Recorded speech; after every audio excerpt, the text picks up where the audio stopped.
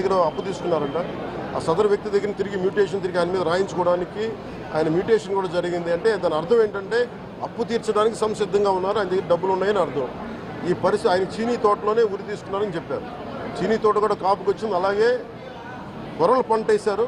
ఆ కొర్రల పంట కూడా మొన్న హార్వెస్ట్ అయింది, దాన్ని కూడా దిగుబడి వచ్చింది, దాన్ని కూడా అమ్మేశారు. మరి ఇలాంటి పరిస్థితులు ఎందుకు జరిగిందనేది మన కలెక్టర్ ఇందాక చెప్తా ఉన్నాను, శ్రీధర్ గారు చెప్తా ఉన్నాను. ఇది చాలా బాధాకరం అనిపించింది. వారికి మనస్ఫూర్తిగా నేను నా గుండె లోపల నుంచి నేను సానుభూతిని తెలియజేస్తున్నాను, ప్రగాఢ సానుభూతిని. అది ఏ పరిస్థితుల్లో జరిగిందనేది సంపూర్ణమైన నివేదిక వచ్చాక దీని మీద సరైన యాక్షన్ తీసుకుంటాం.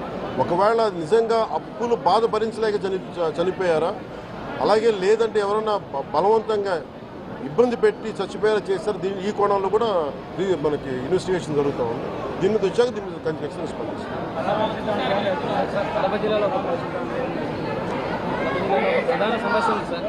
అటవీ శాఖ ఆధ్వర్యంలో form to charcoals form to permit ఇస్తారు సార్. ఎక్కువగా ఇక్కడ రిజర్వ్ కన్వర్షన్ ఎక్కువ సార్, ఫారెస్ట్ రిజర్వ్ కన్వర్షన్ ఎక్కువ.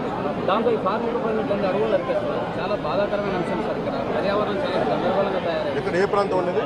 మొత్తం అంతా ఉంది సార్. మొత్తం ఉమ్మడి కడప జిల్లాలో ఎక్కువ బద్వేలు ఉంది, భీమటం ఉంది.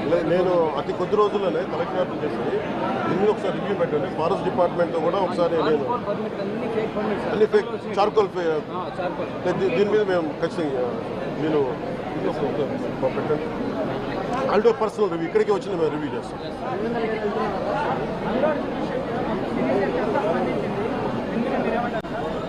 రెలవెంట్